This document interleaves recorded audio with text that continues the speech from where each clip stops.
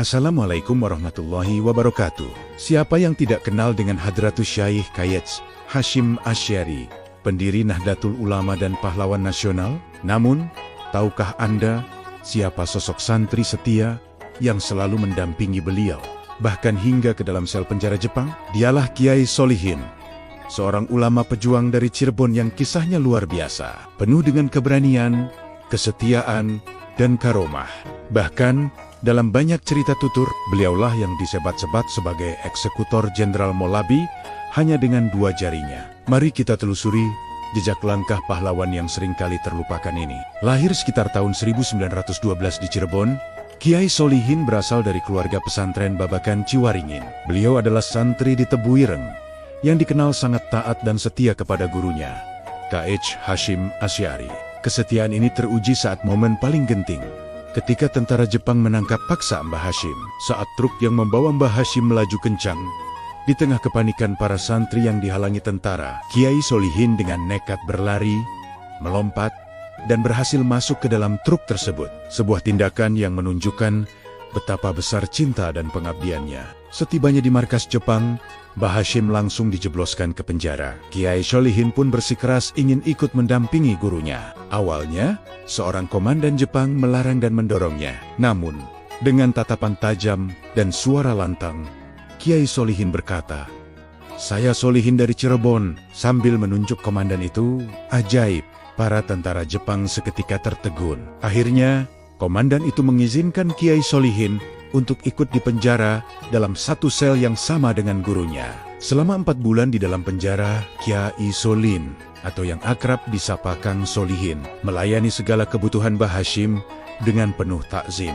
Ketika hujan turun dan air membasahi lantai sel, Kang Solihin dengan sigap mengelapnya. Bahkan, ia rela mengusap-usap telapak kaki gurunya yang kedinginan dengan bajunya sendiri, hanya untuk memastikan Mbah Hashim merasa nyaman dan tenang. Pengabdian total ini membuat beliau mendapatkan julukan istimewa. Saat wafatnya kelak, dalam prosesi talqin, Kiai Ali Masina menyematkan sebuah kesaksian, "Hadza Sohibus Sijene Mbah Hashim Asy'ari," yang berarti, inilah sahabat seperhanjaraan Mbah Hashim Asy'ari. Setelah bebas, Mbah Hashim memberikan amanat besar kepada Kang Solihin. Beliau diangkat menjadi lurah pondok di pesantren Tebu Ireng. Ini bukan tugas yang mudah. Dengan bekal ilmu lahir dan batin dari ayahnya, Kiai Madamin dari Cirebon, Kang Solihin menjalankan tugas ini tanpa gentar sedikit pun. Keberanian Kang Solihin kembali diuji dalam sebuah peristiwa tragis. Jasadnya digantung di alun-alun sebagai bentuk intimidasi agar tidak ada yang berani melawan. Tak ada seorang pun yang berani mengambil jasad syuhada itu. Melihat hal ini, Mbah Hashim dengan penuh duka memerintahkan Kang Solihin untuk mengambil jasad Mas Dawam. Tanpa ragu, Kang Solihin menyatakan, "Siap." Mbah Hashim kemudian membekalinya dengan sepucuk pistol milik putranya, Gus Kholik. Di tengah guyuran hujan, Kang Solihin berangkat. Namun, sebelum menjalankan misi berbahaya itu, beliau singgah di sebuah musola untuk sholat sunnah 2 rakaat. Beliau lalu melantunkan wirid-wirid andalannya, seperti Hizib Nasyr, Hizib Nawawi, Hizib Bahri, dan ditutup dengan aji penakluk berbahasa Cirebon. Menjelang maghrib, beliau keluar dari musola bersama beberapa jamaah yang ikut dalam misi penyelamatan itu.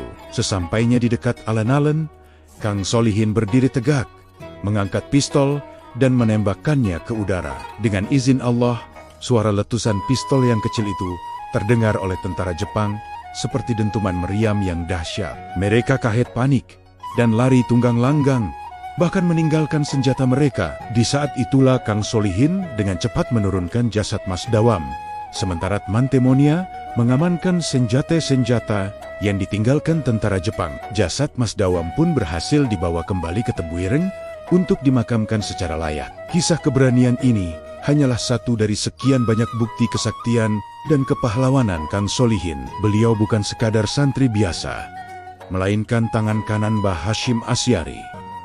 Sosoknya yang tegas dan pemberani membuatnya disegani. Dan yang paling melegenda adalah cerita yang dituturkan dari mulut ke mulut tentang perannya dalam pertempuran 10 November di Surabaya.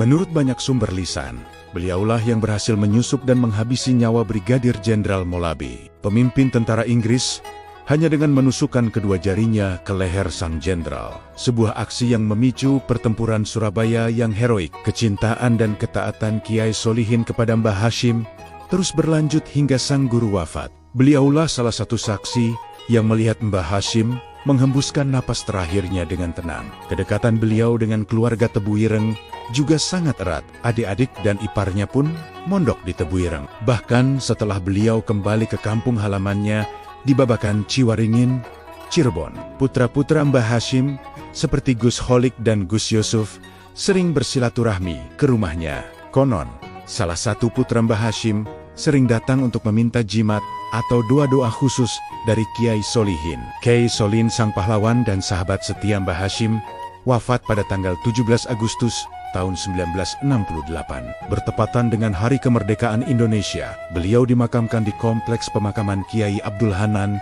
di Babakan Ciwaringin, Cirebon.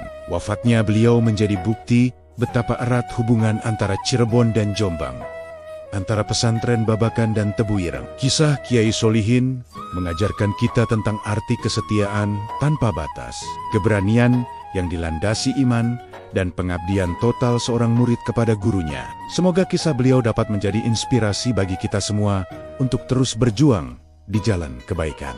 Jangan lupa untuk subscribe channel ini agar tidak ketinggalan kisah-kisah inspiratif lainnya. Terima kasih telah menonton. Wassalamualaikum warahmatullahi wabarakatuh.